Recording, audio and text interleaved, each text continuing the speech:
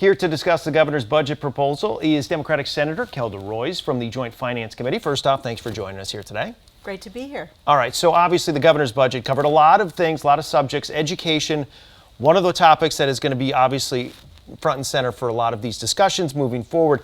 The governor set aside $2.6 billion for public education. Is that the right number?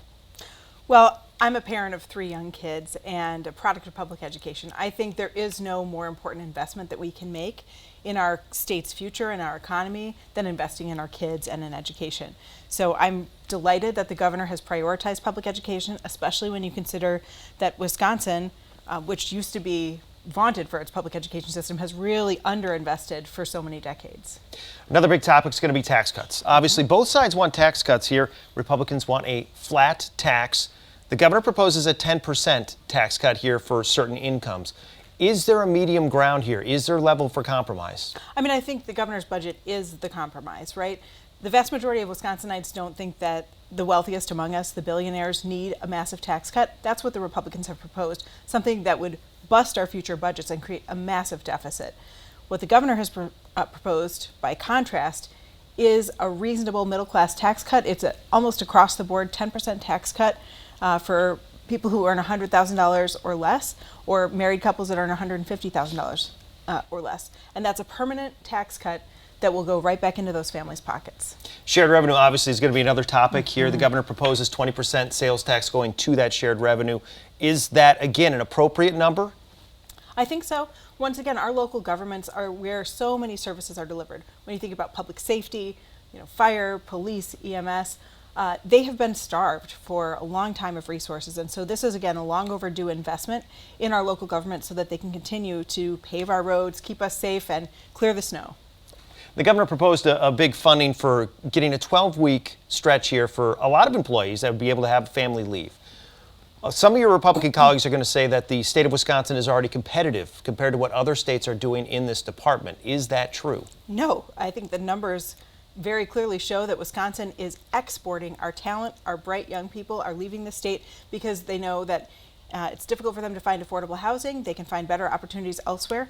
And, they need to have affordable childcare, paid family leave, which many other states are doing much better than Wisconsin. So this is a great opportunity for us to invest in the workforce and invest in the working families that are going to make Wisconsin great over the next generation. Something that maybe for some people came out of left field, no pun intended, was obviously the money, $290 million for stadium renovations at American Family Field. How do you feel about using taxpayer dollars for a private entity, a sports organization that is valued at more than $1 billion?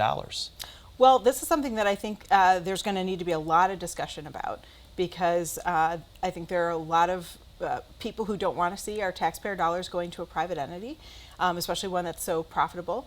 On the other hand, I'm a Brewers fan, and I think most people in Wisconsin want to ensure that that team stays in Wisconsin. So we just need to make sure that the taxpayers are getting a good deal. And maybe if they want us to subsidize the ballpark, they should give us some free beer and free helmet Sundays. So am I getting a sense that you do support $290 million? Is that too much money? I mean, where is your stance on that particularly? Well, I want to actually see what the details are. I want to make sure that we're doing a good deal for the state of Wisconsin and for Wisconsin taxpayers. And I want to see the need. Make the case to me that actually public dollars are required for this project. I'm an open-minded person, and I'm willing to look at the data, but this is one where I think the numbers really do need to be shown. We have to understand, and if this is something I'm going to support, then I need to be able to make the case to my constituents, and right now we just don't have that information yet. Okay, another thing that was kind of thrown in here for the budget was the legalization of marijuana. Obviously, Republican colleagues have shot that down repeatedly over the last couple of years. Why include that in the budget?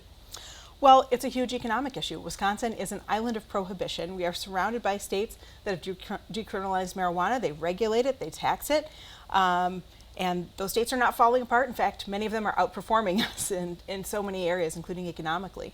So it is an economic issue. It's also an issue of justice. And are we going to divert our scarce criminal justice resources at a time when we're losing prosecutors, we don't have enough public defenders, and we're going to divert them so that people can be prosecuting people for marijuana crimes? It just doesn't make any sense. Obviously, a lot came out this week. I'm sure you'll have a lot to talk about here in the legislature moving forward. Thank you so much, Senator Royce, for the time. Good to be with you.